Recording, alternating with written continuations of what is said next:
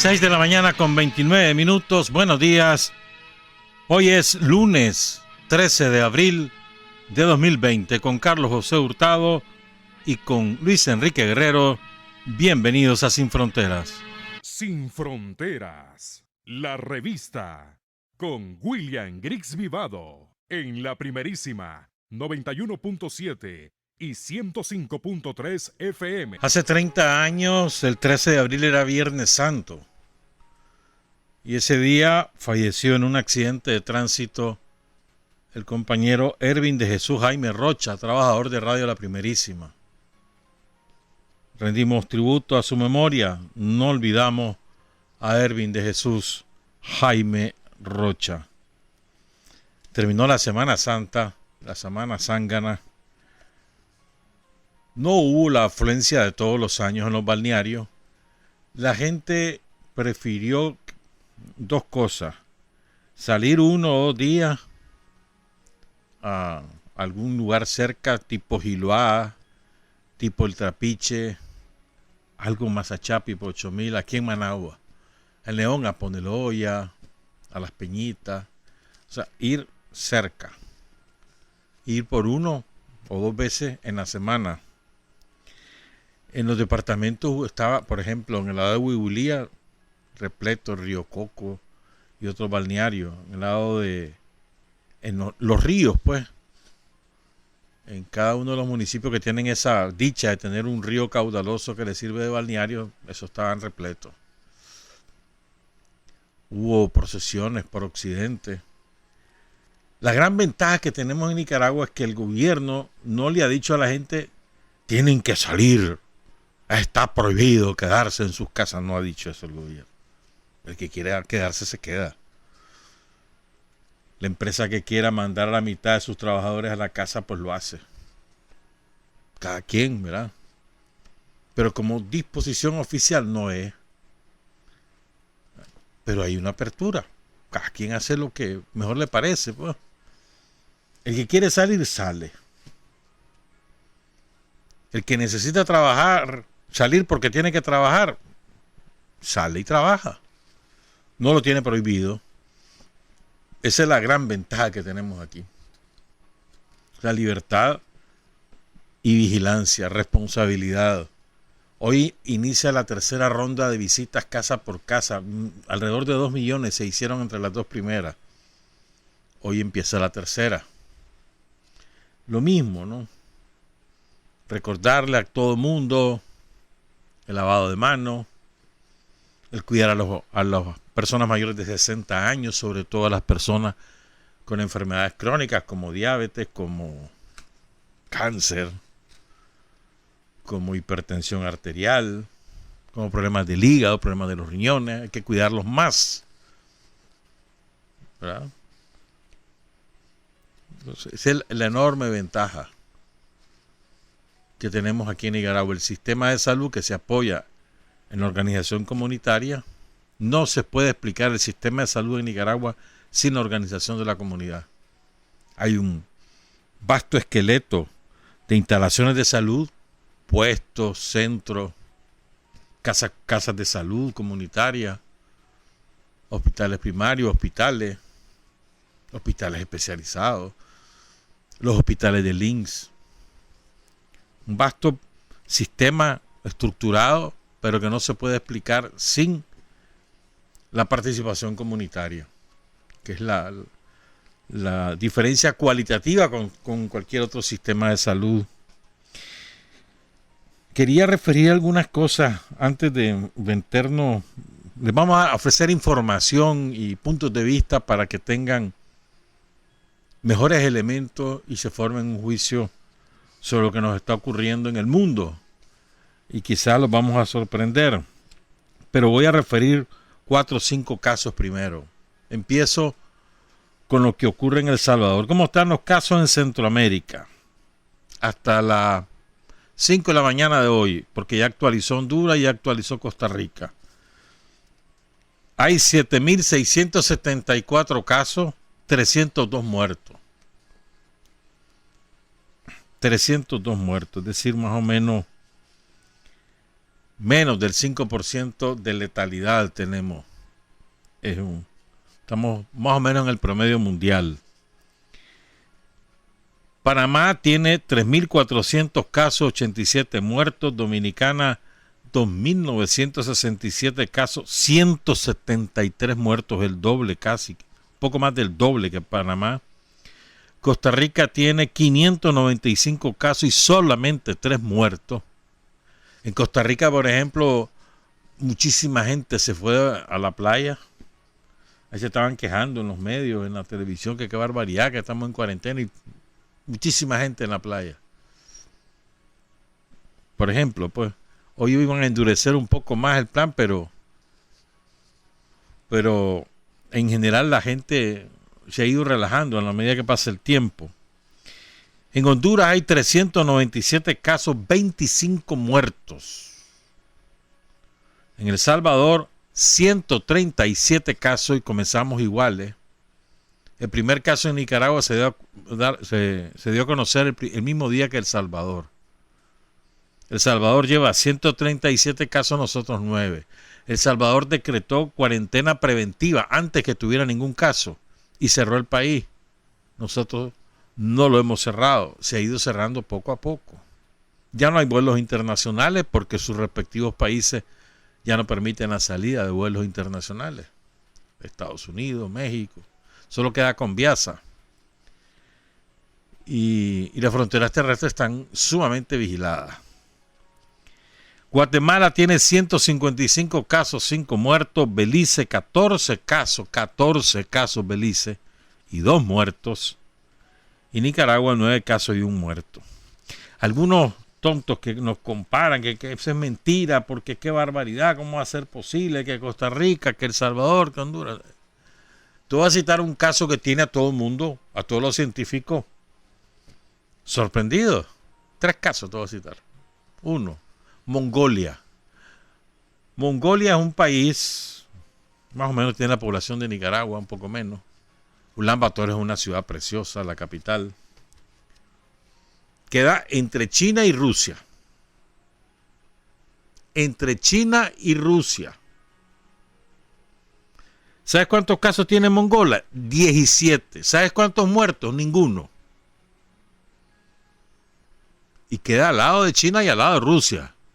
China, donde fue el primer caso del COVID-19, y Rusia, que ya superó los 10.000 casos. Te cito otro ejemplo. Allá en Asia, Birmania. Birmania tiene 41 casos, 41 y 4 muertos. Vietnam no tiene muertos. No tiene muertos. Vietnam. Y tiene frontera con China. Y tiene un comercio apreciable con China. Birmania también. Mongolia, no se diga. Te cito otro ejemplo. Sudáfrica. En Sudáfrica llevan 3 semanas que se paró. 3 semanas sin caso. Tienen todo preparado. Fue frenético al principio porque les parecía que les iba a caer de un solo riflón. No pasa nada. Lo mismo en Etiopía. Bueno, para que no anden inventando. Pero te quiero contar un caso que leí en El Salvador en el diario El Mundo, una cosa que me dejó impactado, para que vean los niveles de represión a los cuales ha llegado el presidente Bukele en El Salvador para mantener su cuarentena, y pese a lo cual siguen creciendo los casos. Fíjense, un señor de 62 años cuyo nombre es Rolando Antonio Castillo tenía su salvoconducto para ir a comprar. Se fue a comprar verdura a la venta más cercana, agarró su bicicleta y se fue. Cuando iba como a las 3 cuadras, nota que vienen 3 personas, 2 hombres y una mujer, y que uno de los hombres es su vecino. Por aquí tengo el nombre. Esto ocurrió en San Miguel.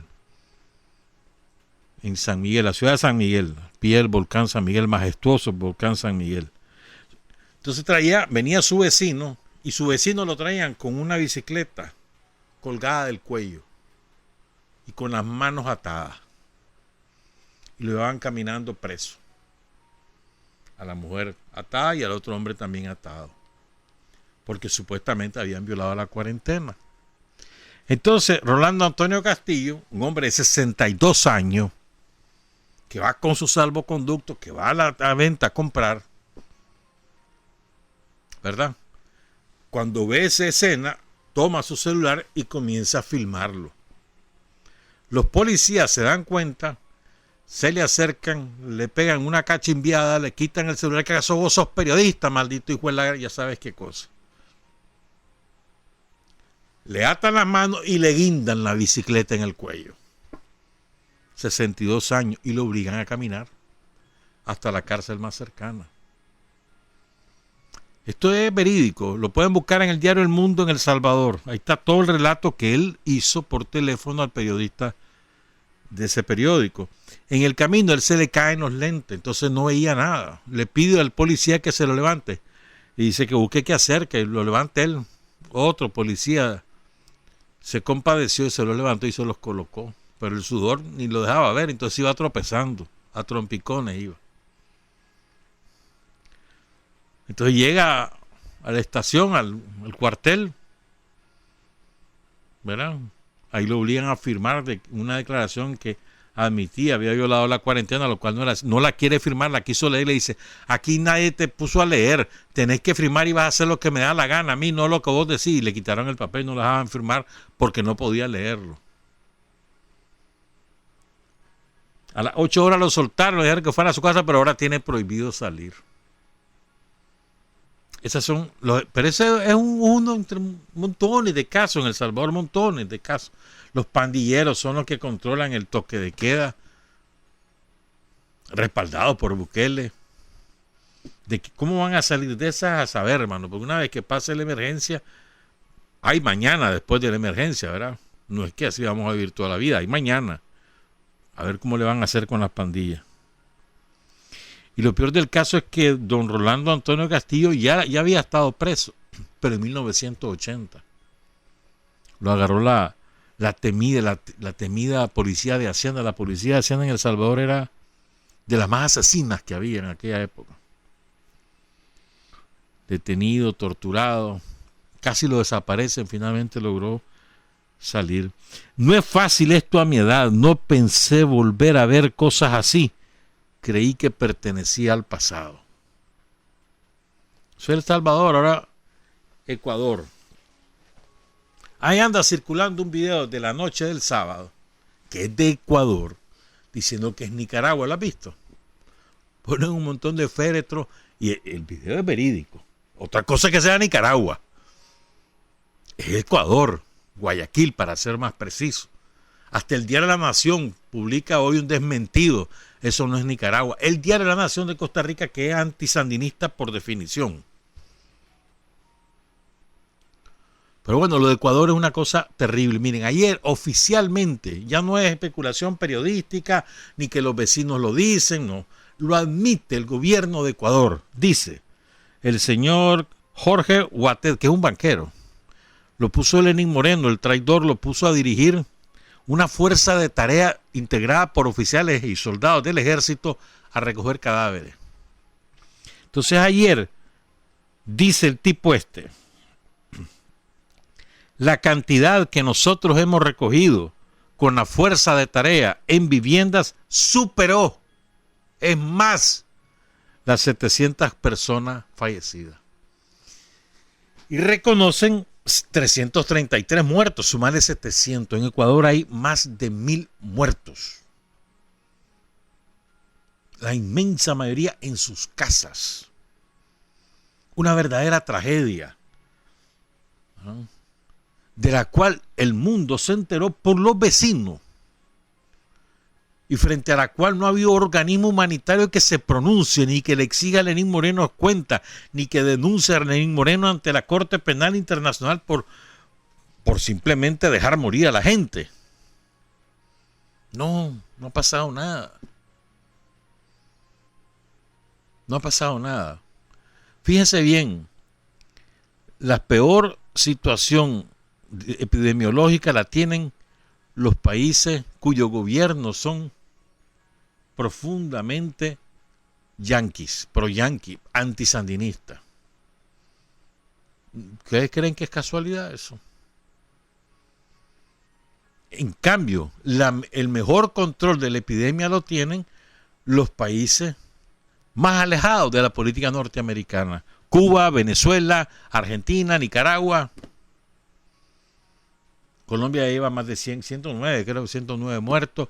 Brasil ya supera los 1000 muertos. Argentina creo que anda por los 98 muertos. Menos muertos tiene Chile, aunque más casos. Perú, a cada rato, es lo mismo. Ahí están abriendo nuevos cementerios porque dicen que no saben cuántos van a morir. El mejor control epidemiológico lo tienen Cuba, Venezuela, Nicaragua, Argentina. No es casualidad. No es casualidad. A nosotros nos va a llegar la hora en que el gobierno nos diga quédense en su casa. Probablemente sí. Entre más tarde nos llegue, mejor. Es poco probable que no nos ocurra. Es poco probable. Ahora, que aquí vaya a haber estado de sitio, que aquí vaya a haber ejército y policía echando presa a la gente porque andan en la calle, eso no, olvídense de eso, eso no va a ocurrir. Nosotros apostamos a la responsabilidad ciudadana, a la conciencia popular. Y por eso es la información continua. Y por eso son las visitas casa por casa. Pero aquí olvídense de ver a la policía haciendo los desmanes que hacen en El Salvador. Y nosotros somos dictadura. Ellos son democracia y nosotros dictadura. Pero aquí olvídense que eso va a ocurrir. No van a ver en esa a la policía, ni mucho menos al ejército. Van a ver al ejército, eso sí, si acaso la emergencia se nos extiende, van a ver al ejército construir hospitales de campaña, eso sí. Y van a ver al cuerpo médico militar del servicio de los ciudadanos, eso sí, ténganlo por seguro. Y lo mismo va a pasar con los médicos de la policía. Ahí vas a ver. Todo el mundo en función de controlar la epidemia cuando nos llegue a ocurrir, si nos llega a ocurrir. Que ojalá no. Debemos estar contentos. Miren cómo vamos de bien. Y entre más tiempo tarde en generalizarse, ¿qué significa eso? En que el virus empieza a contagiarnos sin que haya contacto de por medio con alguien que vino del exterior, sino que ya se ha producido aquí. Entre más tarde eso, mejor. Cuando eso ocurra, ni modo, habrá que encerrarnos por sectores geográficos seguramente, pues, como está haciendo Cuba.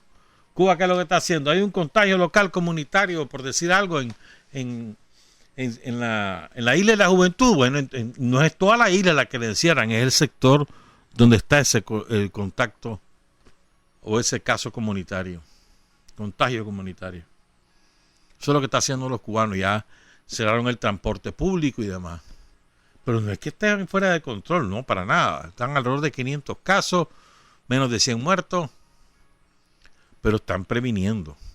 Y mientras tanto siguen preparándose. Miren, si de verdad hubieran un interés humanitario, democrático,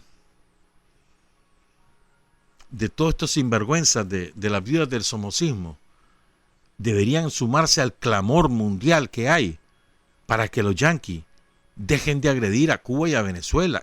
El colmo es que ayer, este fin de semana, una empresa norteamericana X compró una parte de dos empresas que producían respiradores.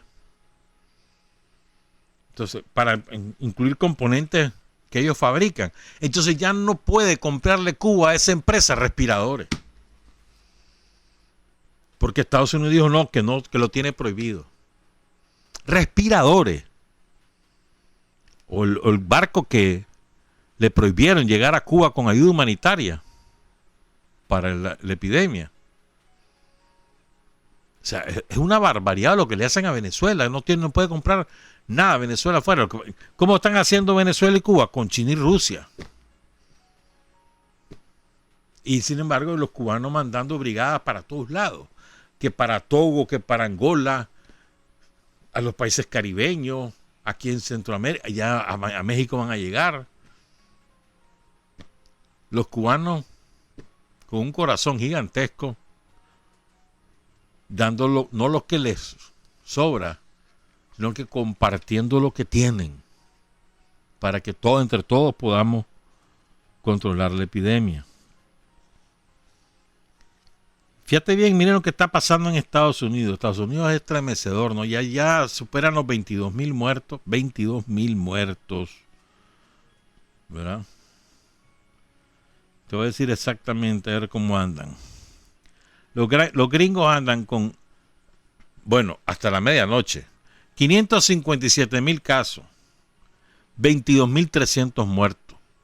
Nueva York ya está llegando a los 10,000 muertos. Es Nueva York el epicentro, pero eso probablemente se traslade hacia otra zona de Estados Unidos. Algunos dicen que va a ser Florida, el siguiente epicentro de la epidemia en Estados Unidos. Pero bueno, ya van por más de 500,000 de casos y más de 22,000 muertos. ¿Verdad? Pero miren ustedes lo que ocurrió en Estados Unidos. El primer caso le llegó a los norteamericanos el 22 de enero en el estado de Washington. 22 de enero. El segundo caso les apareció el 24 de enero. El 26 tenían 5 casos. Así pasaron hasta el 31 de enero, que le aparecieron 7. Y después volvió a subir hasta el 21 de febrero. 15 casos. 15 casos el 21 de febrero. O sea, estás hablando, en un mes solo tenían de 1 a 15 casos. Maravilloso, les iba a los gringos. ¿Verdad? El 1 de marzo ya tienen 30 casos y a partir de ese momento empieza la curva exponencial a crecer. O sea, Trump tuvo tiempo desde finales de enero y antes, porque a él le avisa a China en privado a principios de enero lo que les está pasando en Wuhan. Bueno, pues que te vaya bien, controlarla. Te deseo suerte. A lo más que le dijo Trump al presidente de China, Li Peng. Y no hizo nada por preparar al país. Minimizó al máximo eso. Eso es una gripe. Está bajo control, no hay que preocuparse. Una y otra vez lo dijo.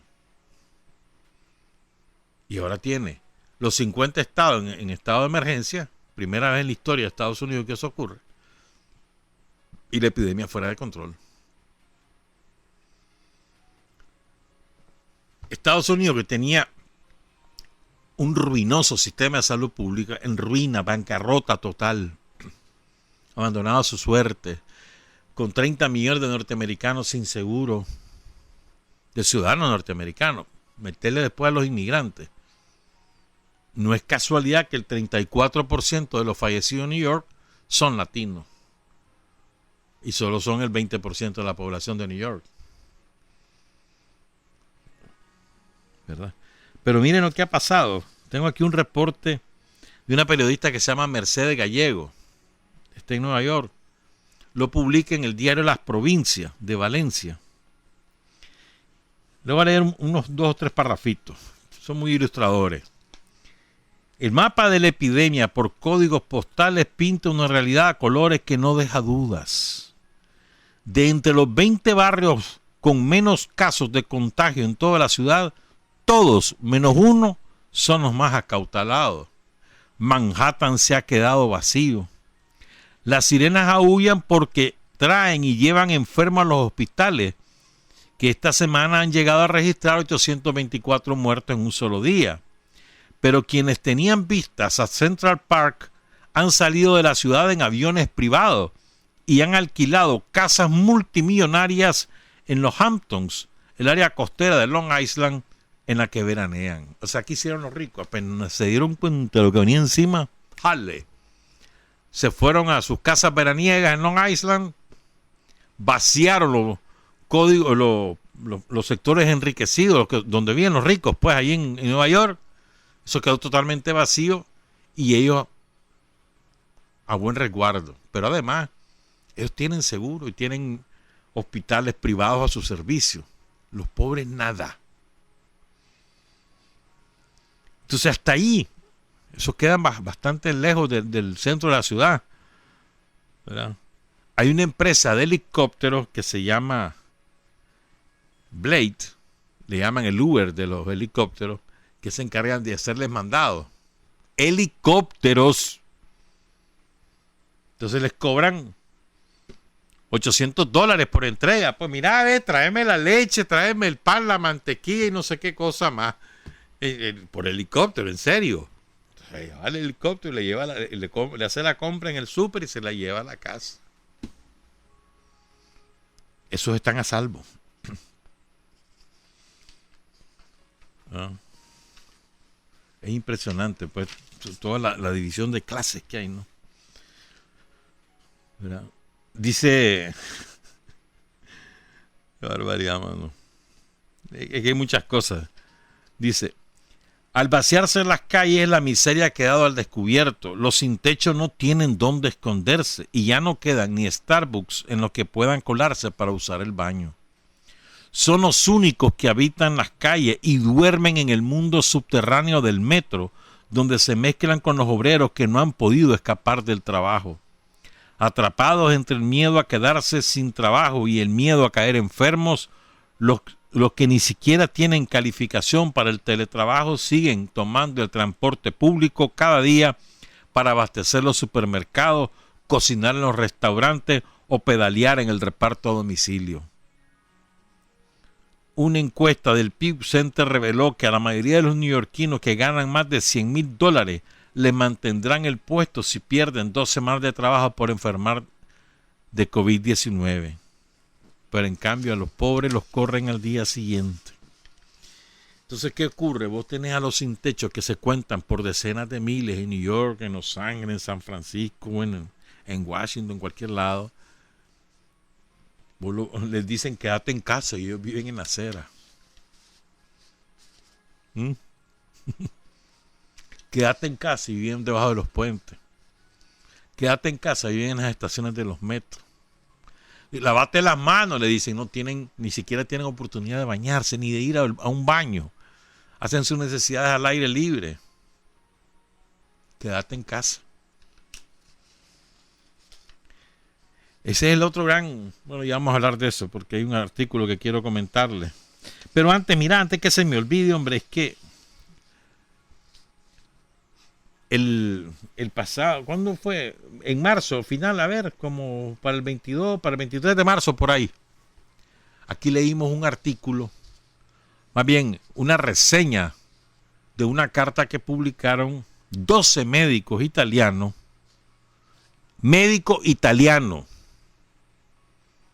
que le trabajan al Hospital Juan 23, un hospital pionero, o sea, de máxima calidad en Milán, en Bérgamo.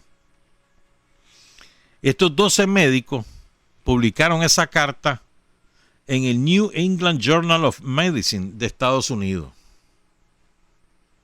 Es decir, en el periódico de New England, el periódico de la medicina de New England, de Nueva Inglaterra, de Estados Unidos. Fíjate bien. Son 12 médicos italianos que lo publicaron en un diario norteamericano. ¿Verdad? Espérame, ¿sabes qué voy a hacer? Ya no tengo esto aquí. Qué desgracia. Bueno, no importa, lo íbamos a poner en YouTube. La captura de pantalla y se me olvidó decirle a Carlos. No importa, pues. Entonces, un portal de noticias de derecha pura, tiene muchas noticias de Argentina, que se llama Infobae, publicó esta carta, una reseña de la carta, ¿verdad? Y la tituló así. Pongan cuidado cómo la tituló. El coronavirus es el ébola de los ricos. Lo dicen los médicos italianos, no lo digo yo. Porque hay un grupo de estúpidos que dijeron de que yo había dicho eso, que qué bárbaro, que no sean idiotas, busquen ese artículo. Eso fue lo que yo hice, leer una carta de los médicos italianos, que lo dicen ellos. El coronavirus es el es el ébola de los ricos. Es la frase final de ese documento. ¿Estamos claros? Se me había olvidado, mano, tirar ese riflazo. Pero no me quedé con él. Juega, pues.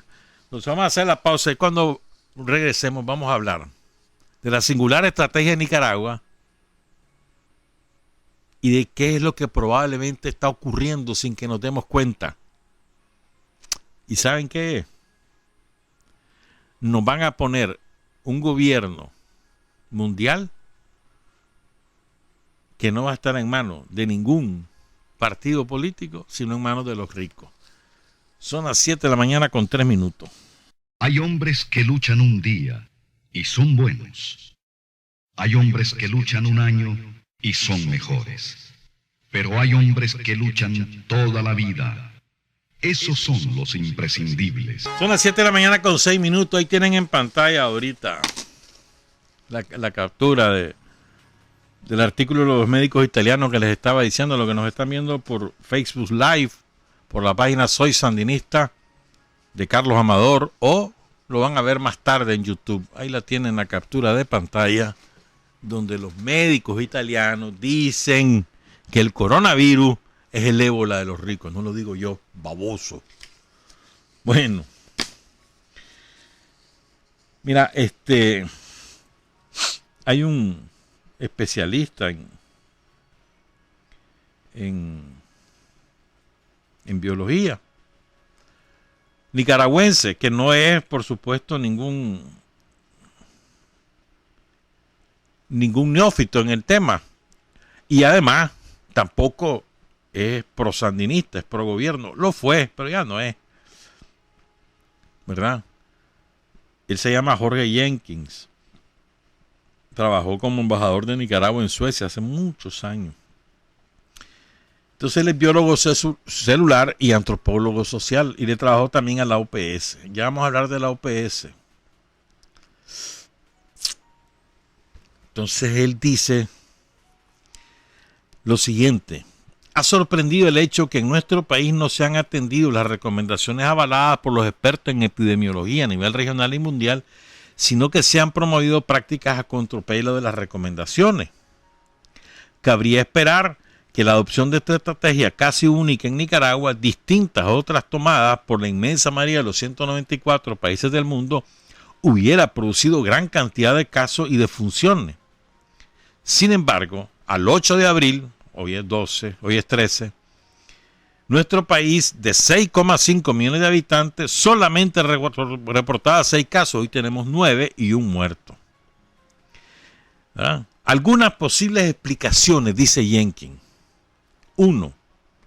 Hay casos que todavía no han sido identificados por falta de suficientes pruebas de laboratorio. Puede ser. 2. Los casos de COVID-19 tienen síntomas leves o incluso no los tienen. Y que tal vez los más serios van a emerger los próximos días o semanas. 3. Nicaragua tiene, esto es importante, uno de los menores flujos de pasajeros internacionales en Centroamérica. Y una afluencia de turistas extranjeros muy discreta, de manera especial después de abril de 2018. Dicho de otra forma, menor cantidad de agentes extranjeros que puedan propagar la enfermedad dentro del país. Caso muy distinto al de Costa Rica y al de Panamá. 4.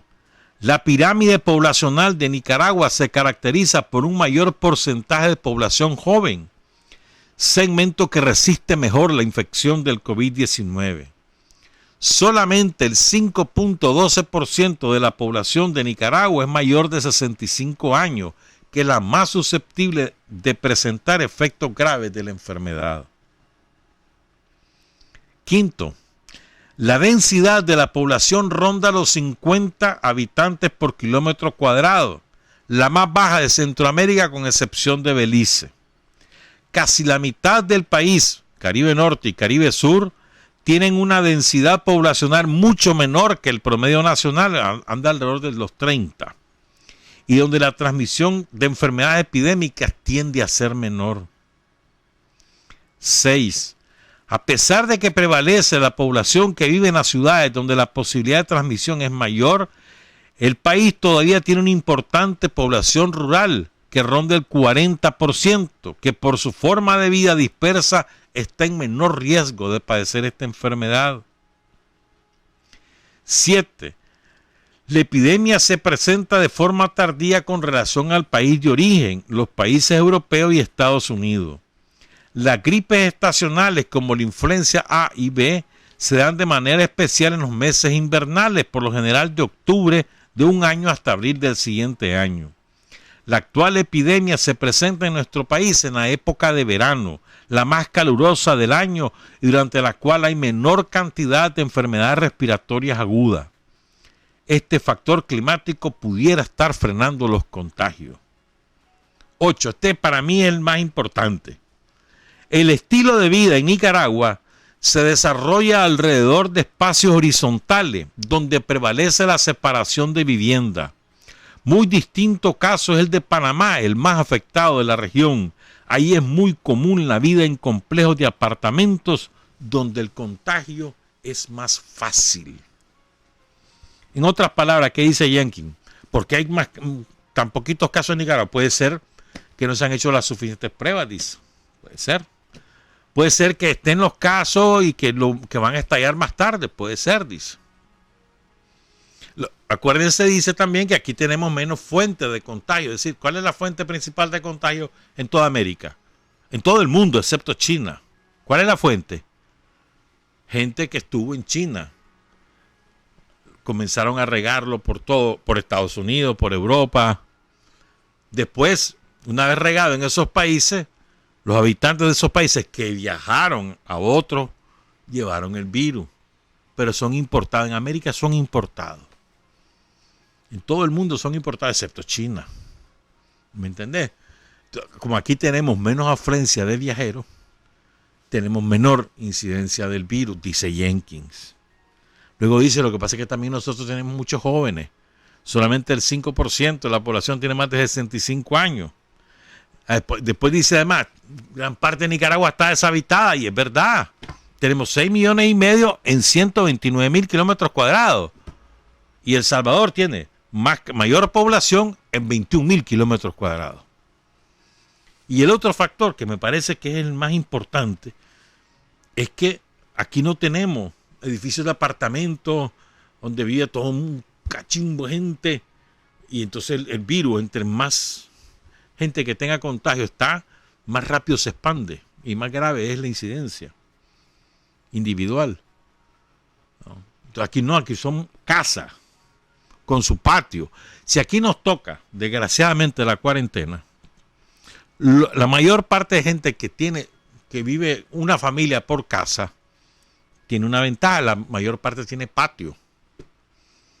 La mayor parte, no estoy diciendo que todo, tiene patio. Por lo menos o jardín o terraza, pues. Pero aquí hay un enorme segmento de la población, y a esto quería ir, que viven 3, 4 familias en una casita. Vive el abuelo, la abuela, el hijo o la hija o 2 hijos con su nuera o su yerno, sus nietos,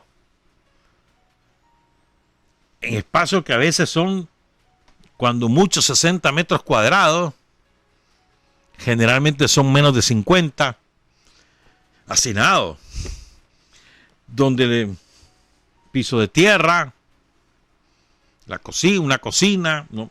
Generalmente no tienen refri, unas cuantas camas. ¿Qué hace esa familia encerrada? Y no crean que eso es poquito, ¿viste? Yo diría que eso es más o menos, en las ciudades, más o menos la mitad de la población vive en esas condiciones. Para que no estemos hablando simplemente porque nos ocurre hablar como creemos que los demás viven, como nosotros vivimos. Y nada que ver, hermano. Nada que ver. Fíjate bien, en España hoy empezaron a reabrir la actividad económica, van a ir al suave, hoy empezaron. Pero hasta que tenían la cuarentena, aproximadamente el 33% de la mano de obra seguía trabajando entre soldados, policías, trabajadores de la salud, vigilantes, la parte de comercio, pues, de los que cocinan, de los que las entregas a domicilio, porque eso sigue funcionando, los supermercados, las tiendas, alrededor del 33%. Cerrando, supuestamente, poniendo a todo el mundo en cuarentena. Pongan cuidado en esos datos, es decir, para que relativicemos, hombre. Me decía un amigo, dice, algunos virólogos hablan de inmunidad cruzada, resultado de las masivas campañas de vacunación. Este es otro factor que yo he escuchado. Es decir, que nosotros estamos vacunados naturalmente. ¿Cuántas enfermedades tuviste vos de chavalo? Yo tuve 7. Sarampión, viruela, varicela, hepatitis, topa. Toda chochada, hermano. Difteria, tifoidea, lo que se te ocurra. ¿Ya? Todos son, la mayor parte son virales. Tu cuerpo ya tiene una defensa creada. Yo he oído esto. También la vacunación masiva. ¿Qué empezó la vacunación masiva con la revolución? La famosa triple, ¿te acordás? Que cuando se lo ponían incluso a los adultos y te daba a veces adolorido e inflamado. Me acuerdo bien de eso. El refuerzo que le llamaban. Pero además la vacunación se hace casa a casa. Cuando no llegan la gente a los centros de salud, ahí les van a buscar a que se vacunen a los chavalos. Contra toda chochada estamos vacunados. Por la vía natural, porque nos dieron la enfermedad, o por la vía de la vacuna. Estamos inmunizados, perdón, por la vía de la vacuna o por la vía de que tu cuerpo creó los anticuerpos contra esos virus. Ese es otro factor. Dice, todo esto, dicen estos amigos, puede estar produciendo una transmisión comunitaria lenta y muchos asintomáticos o síntomas leves. Hay que practicar medidas de prevención. Y oigan, ojo a esto, que también lo dice Jenkins. El periodo lluvioso para nosotros es la época de propagación de la influenza. Y no sabemos cómo va a ser el coronavirus. También lo dice Jenkins eso. O sea, nos favorece ahorita el calor, el intenso calor que está insoportable, ¿verdad? 42 grados hizo el viernes o el sábado en Chinandega. Está previsto que haga hasta 44 probablemente esta semana. En Cuba acaban de romper récord de toda la historia con 39 puntos y algo de grados. Pero dicen que aquí nosotros vamos a romper el récord también. Bueno, eso nos favorece, parece. Vamos a ver. Todo eso es empírico, son hipótesis. Lo vamos a saber con el correr del tiempo, en la medida que esto se vaya superando. Que creo que alguna vez lo vamos a lograr, ¿verdad? Algunos países más rápido que otros. Y ojalá que nosotros no tengamos desarrollo de la epidemia, es decir, que no tengamos el contagio comunitario. Hasta ahora vamos bien, hay que estar contentos, cuidarse, lavarse las manos. Me decía una compañera hace un par de semanas, me decía en la primera o segunda visita, me decía algo a mí, yo lo olvidé decir. Ella me decía, fíjate que en una casa, en tal lugar, lo que me dijo la señora de la casa es que ella no podía estarse lavando las manos a cada rato porque se le iba el pan de jabón y que el jabón le tenía que durar toda la semana. Y es verdad. La gente pobre, y es la mayoría, no tiene para estarte comprando un pan de jabón todos los días. Mira el clavo que tienen en la Concordia, por ejemplo, ahorita. ¿Cuál es? 1 hora de agua diaria porque está seca la fuente que les abastece de agua al municipio, al casco urbano. 1 hora de agua diaria. ¿Cuándo te vas a lavar las manos? ¿Me entendés? Sí, aquí es bien fácil estar recetando y no sé qué y no sé cuánto, ¿verdad? Podés lavarte las manos frecuentemente, hacerlo. ¿Querés ayudar a gente que no tienen? Regalarle jabón.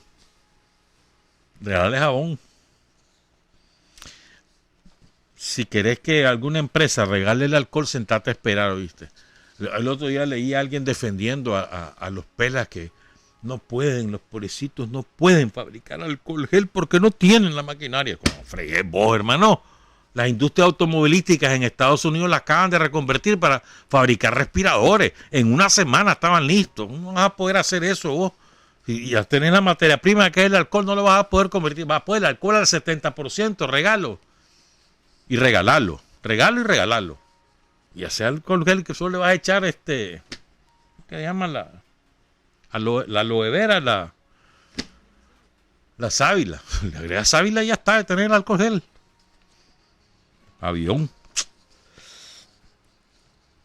Ve, y eso de lavarse las manos, vos sabés que era pecado lavarse las manos, hasta el siglo XVI más o menos. Pecado. Pecado mortal. Te comulgaban los curas por lavarte las manos. Las manos no las tienen que estar tal como Dios las trajo al mundo. Era prohibido lavarse las manos. Y a un pobre hombre, me acuerdo, hay un médico que es el famoso, me olvida ahorita el nombre. En el siglo XIX, él fue el que descubrió, él era obstetra, pues, partero, pues. Entonces, descubre que las mujeres que parían los hijos y las atendían las parteras en el hospital no se infectaban, pero las mujeres que parían a sus hijos ayudadas por ginecólogos se infectaban y morían. Y es que resulta que los médicos que atendían a las mujeres que iban a parir también hacían autopsia. Entonces rajaban los cadáveres y después se iban a atender a las mujeres sin lavarse las manos. Entonces el hombre descubre eso y les dice, hay que lavarse las manos. Se arrecharon con él, al punto que lo hicieron renunciar. Nadie aceptó porque ellos eran eminencia. Y él demostró eso. Hasta después de muerto le hicieron caso. Y solo porque Pasteur descubrió cómo era el asunto, pues lo de las bacterias y demás. Semmelweis. Ese es el nombre del pionero del lavado de la mano. Bueno, miren. Nos están engañando. Nos están dando a tol con el dedo. Todos nosotros oímos hablar una y otra vez de la Organización Mundial de la Salud, ¿verdad? Bueno, la Organización Mundial de la Salud está en la práctica privatizada. ¿Saben quién tiene el poder real en la Organización Mundial de la Salud? No de ahora, sino de hace por lo menos 10 o 15 años. ¿Saben quién? Bill Gates y su mujer. Porque son los principales financiadores de la OMS. Pero hay algo más. En el consejo directivo de la OMS participan los principales laboratorios farmacéuticos. ¿De cuáles estamos hablando? Oigan esto. BD, líder en tecnología médica, que fabrica, vende dispositivos médicos reactivos y sistemas de instrumentación. La Boehringer Ingelheim, alemana, sobre todo neurológicos, oncológicos. La Biomedics, la Eisai, Eli Lilly, la Gilead, esta es norteamericana, la Eisai es japonesa, la Eli Lilly es norteamericana, la GSK británica, la Johnson Johnson, esa del talco que también produce medicamentos, es una multinacional poderosísima, tiene 230 subsidiarias. La Merck norteamericana, que nació confiscando la Merck alemana en la Primera Guerra Mundial, la Merck alemana. La Novartis, que es suiza. La Pfizer, los laboratorios Pfizer. La Sanofi, francesa alemana. Todos ellos tienen un asiento en el consejo directivo de la OMS. Pongan cuidado. La Organización Mundial de la Salud es la que te dice, la que te recomienda qué hacer frente a brotes epidémicos o frente a situaciones sanitarias particulares en el mundo. Y entonces, las farmacéuticas participan de esas decisiones. ¿Vos crees que las farmacéuticas van a participar de decisiones que afecten sus intereses? Utilizan la OMS para crear determinadas alertas que favorezcan el consumo de lo que ellos producen. Esto es un negocio. ¿Saben quién lo explica muy bien? Voy a presentarlas a las entrevistas. ¿Saben quién lo explica muy bien? Un hombre nacido en Colombia, en Manizales, que vive entre Ginebra y París, y en Barcelona también da clases. Estuvo trabajando 20 años en la Organización Panamericana en la Organización Mundial de la Salud, perdón, ¿verdad? Estuvo dirigiendo el Secretariado para la Salud Pública, la Innovación y la Propiedad Intelectual. Fue director del programa de Medicamento y Medicina Tradicional, hasta que renunció porque no estaba de acuerdo cómo se manejaba la pandemia de la H1N1, ¿te acordás? Que aquí vinieron a dar inyecciones, no sé cuántas cosas más. Bueno, trabajó del 89 al 99. Perdón, al 2009. Durante ese tiempo publicó un famoso libro que le llaman el Libro Rojo. Yo solo lo tengo en inglés, pues, pero se lo recomiendo si lo encuentran en español, ¿verdad? Que es más o menos descubre los intrínculos que favorecen desde la OMS a la industria farmacéutica, ¿verdad? Dice este hombre, dice en una entrevista que dio el 18 de mayo de 2015 en el diario El Espectador: en la OMS no hay cultura de reconocer errores. La OMS ya no es una organización multilateral independiente y está tan burocratizada que es muy difícil que pueda responder ante cualquier crisis sanitaria. La industria farmacéutica manipula la OMS y por lo tanto el debate internacional en materia de salud pública. La industria farmacéutica es tan poderosa que condicionó hasta la misma reforma de salud que impulsó Obama en Estados Unidos. En 2014, oigan, este es anecdótico, pero que más o menos te ilustra lo que está pasando. En la Asamblea Mundial de la Salud, en 2014, cada ministro de salud tenía 5 minutos para tomar la palabra. 5 minutos. Llegó la Melinda Gates, la mujer de Bill Gates. A ella le dieron 35 minutos porque es la que administra los reales que su maridito, el filántropo, le da a la OMS 90 millones de dólares un año y así va. ¿Me entendés? Entonces los que mandan, eso es el matrimonio Gates. Bill y la Melinda Gates, esos son los que mandan en la OMS. Lo demás es puro cuento. Ya les voy a contar ahora qué pasa con Bill Gates. Pero primero les voy a presentar esta entrevista. Paciencia, que no es corta, es un poco larga. No es de ahora esa entrevista, pongan cuidado. Esa entrevista es del 25 de agosto de 2016. No se la dio a un periódico comunista, ni chavista, ni sandinista. No. Se la dio a la cadena radial de España, SER, que es la del PSOE, allá en España. Líder en audiencia, pero es vinculada a los socialistas. A ellos se la dio, a un periodista que se llama Javier Bañuelos. Él habla de la privatización de la OMS para que no andemos creyendo en santos que orinan. Escuchemos pues a este especialista, este epidemiólogo, cuyo nombre, que es nacido en España, nacido en Colombia, en Manizales, pero que vive entre Ginebra, España y Francia, se llama Germán Velázquez, y que nos cuenta qué pasa con la OMS. Bueno, usted ha estado más de 20 años en la Organización Mundial de la Salud. Ha sido, entre otras cosas, nada menos que el director del Programa Mundial de Medicamentos de la OMS.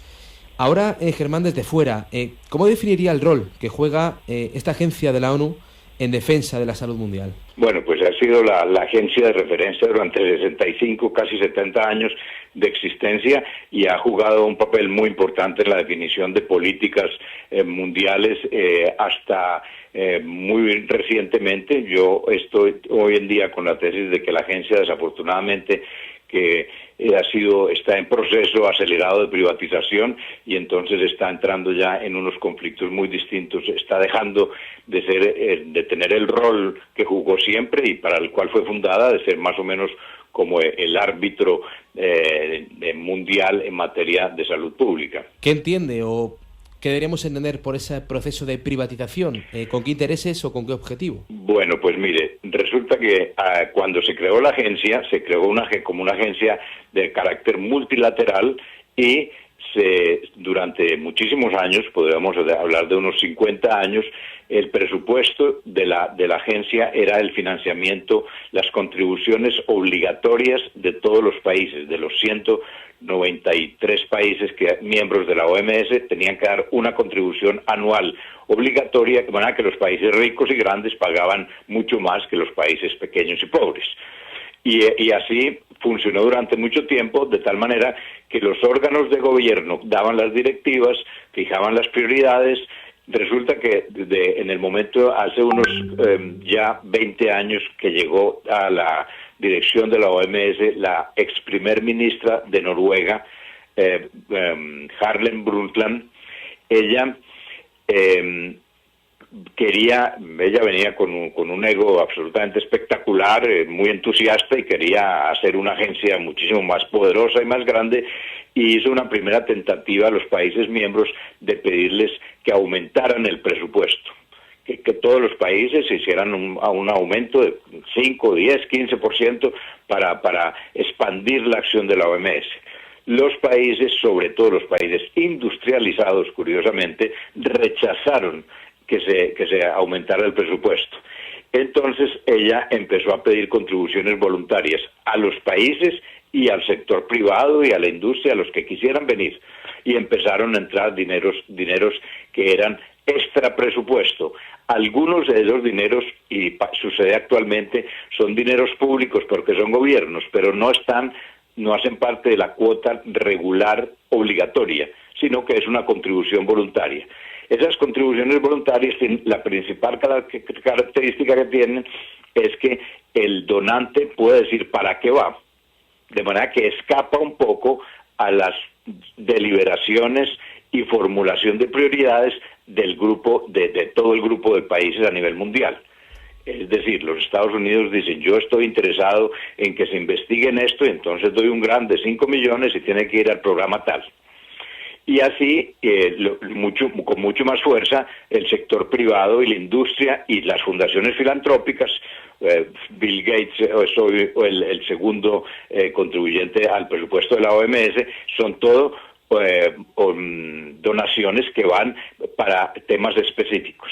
Entonces se ha ido privatizando la organización en ese sentido. Hoy en día más del 80% del presupuesto de la OMS, repito, más del 80% del presupuesto son contribuciones privadas o públicas pero voluntarias, que se concentran básicamente en unos 10 donantes, que son países, Bill Gates e industria farmacéutica. Eso le iba a preguntar, porque aquí en la cadena SER hemos analizado esos datos, ¿no? Esos datos públicos que hace la propia Organización Mundial de la Salud. Según el análisis que hemos hecho, hemos podido comprobar, por ejemplo, mencionaba ahora la industria farmacéutica, han donado a la Organización Mundial de la Salud algo más de 90 millones de dólares. Tanto las compañías como la propia OMS asegura que con esos fondos se financian todo tipo de proyectos. ¿De alguna forma esto condiciona la independencia de la OMS a la hora de tomar decisiones o a la hora de fijar prioridades?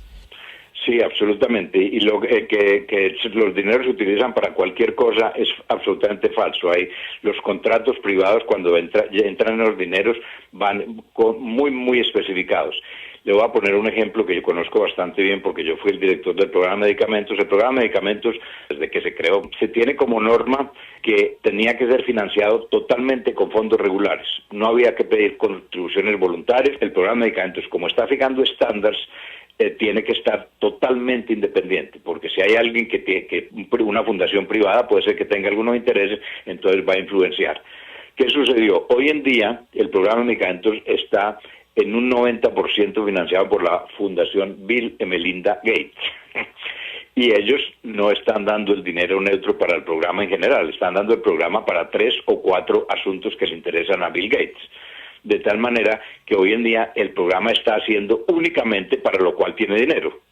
Y lo otro se quedó en el papel. El programa, por ejemplo, trabajaba mucho en lo que era uso racional, lo que llamó la OMS y llama todavía el uso racional de los medicamentos.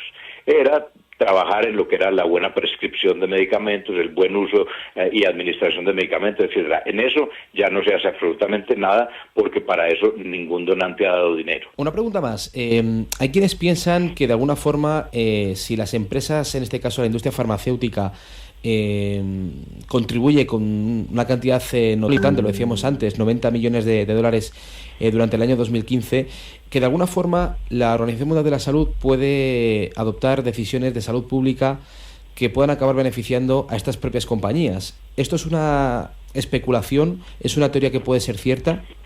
No, es una teoría que es totalmente cierta y es comprobable y ya ha sucedido y está sucediendo.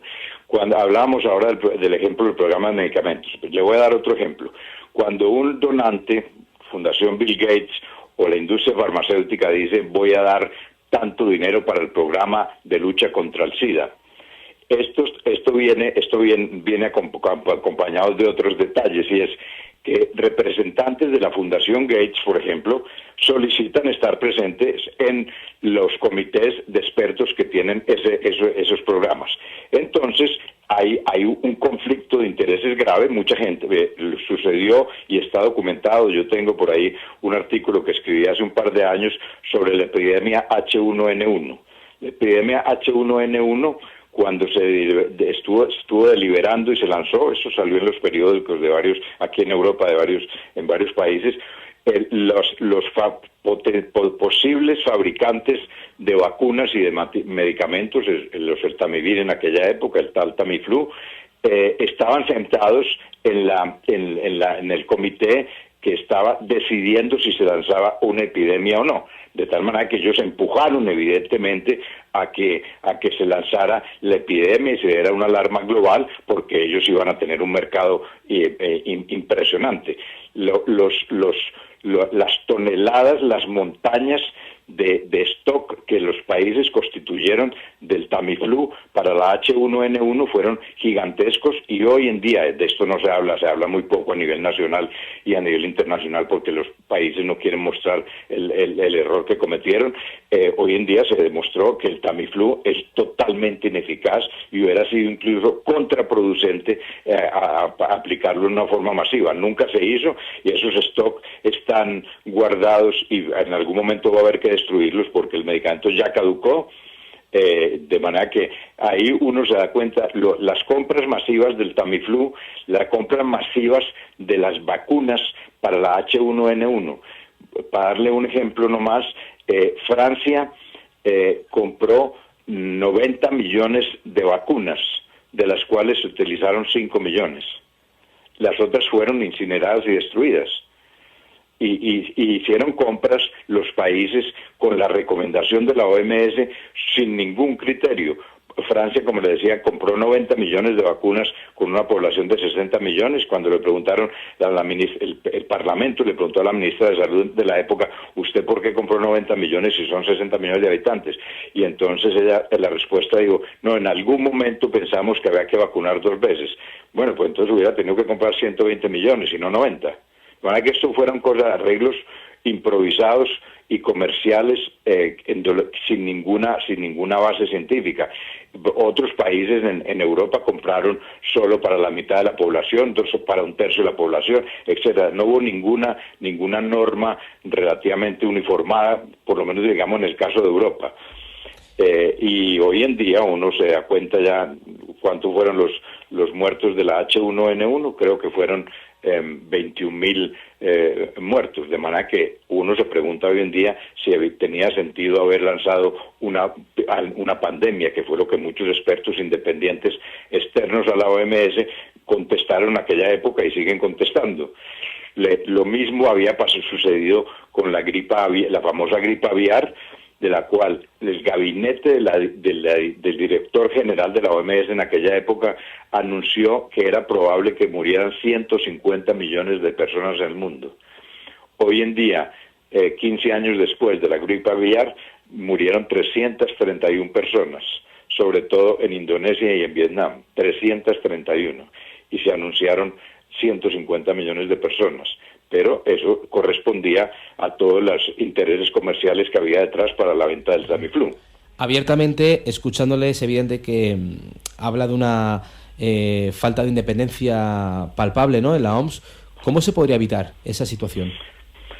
Bueno, yo creo que se ha hablado mucho recientemente de una reforma de la agencia, y la señora Margaret Chan, la directora actual, que está ya saliendo después de 10 años, dos mandatos, 10 años, ha hablado de una reforma, pero la reforma que se ha hecho ha sido primero que todo una cosa cosmética, y otra reforma que sí es de fondo, pero que va en el sentido contrario, y es abrir por completo el financiamiento privado y abrirle las puertas al sector privado en la OMS. La reforma y cómo se podría salir. Habría varios puntos. Primero, yo creo que habría que plantearse claramente que esta tiene que ser una agencia pública para que pueda conservar una total independencia y neutralidad, y que tienes que estar financiada con dineros públicos, de manera que se debería hacer un plan progresivo, digamos a 8 o 10 años, decir, vamos a retomar el carácter público, por lo menos ponerse como objetivo de tener el 51% del presupuesto, un presupuesto que sea público, y solo 49%, como pasa en una empresa, que el Estado o los estados o el sector público sea el sector mayoritario para que tenga un poco la capacidad de gobernar. El segundo punto que yo haría sería la Constitución de la OMS tiene un artículo que es el artículo 19, un artículo muy corto, que dice básicamente que la OMS tiene la capacidad para negociar acuerdos, tratados o convenciones de carácter obligatorio, que una vez ratificados por los países miembros aquí en Ginebra, tienen que volver al nivel nacional, pasar por el Parlamento y convertirse en ley. Ese tipo de decisiones, ese mecanismo del artículo 19 de la Constitución se ha utilizado una vez en 70 años, y esa fue la Convención contra el Tabaco.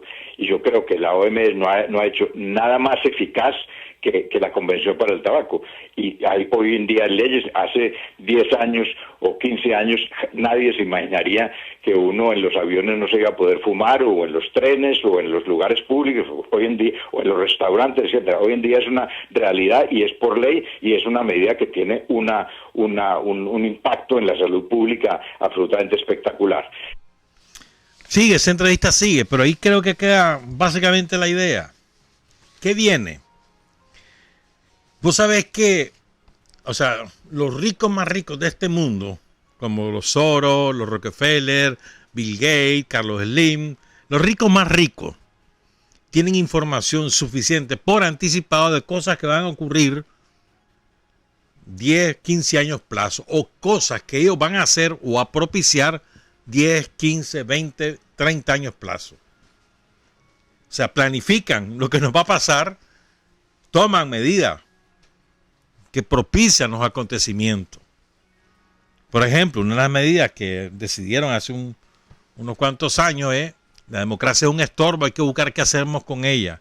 Y ahí van trabajando. Por ejemplo, por eso, no solo en el sentido político, en el sentido económico, social, poblacional.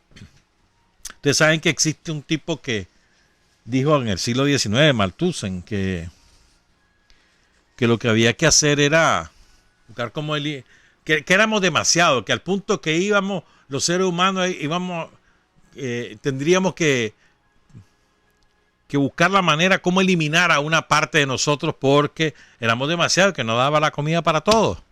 Los malthusianos.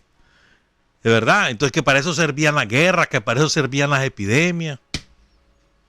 Entonces, bueno, los ricos más ricos del mundo saben por anticipado muchas veces cosas que van a ocurrir que nosotros ni nos imaginamos.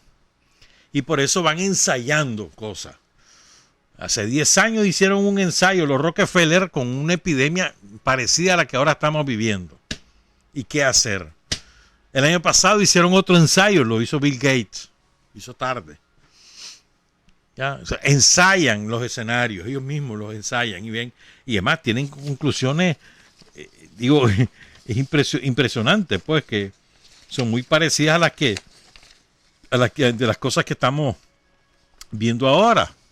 Por ejemplo, el cierre de la economía, el enclaustramiento de la población, etcétera, etcétera, etcétera. ¿Verdad? Entonces, fíjense. El foro de Davos se reunió entre el 21 y el 24 de enero. Me acuerdo que al terminar esa reunión le preguntaron a Trump sobre el COVID-19. Dijo, no hay problema, un caso el que tenemos, eso lo vamos a controlar, no se preocupen por eso. Que le vaya bien a los chinos, dice. Me acuerdo bien de eso, ahí en Davos. ¿Verdad? Entonces, bueno, el caso es este, pues. Y ese foro fue 2 semanas después que los chinos dijeran es un nuevo virus. ¿Verdad? Porque hasta ese momento tenían una neumonía desconocida. Ya hacia más o menos mediados de enero, no, un poco antes, la segunda semana de enero dijeron es un nuevo virus. Bueno, pero oigan esto. Después de esa reunión, ¿verdad?, apareció una nueva iniciativa para buscar la vacuna, llamada la Coalición para las Innovaciones en Preparación para Epidemia, CEPI, patrocinada por el Foro Económico Mundial y por la fundación de Bill Gates. ¿Ah? La vacuna se anunció en el foro cuando ni se soñaba que el virus iba a regarse por el mundo. Ellos lo sabían que se iba a regar, nosotros no. Ellos lo sabían. Solo estaba en Wuhan, ni siquiera en China se había regado. ¿Ya? Una semana antes, eso ocurre. Ellos lanzan la iniciativa de la vacuna y la Organización Mundial de la Salud ni siquiera ha hablado de una emergencia de salud pública mundial. Lo hace una semana después.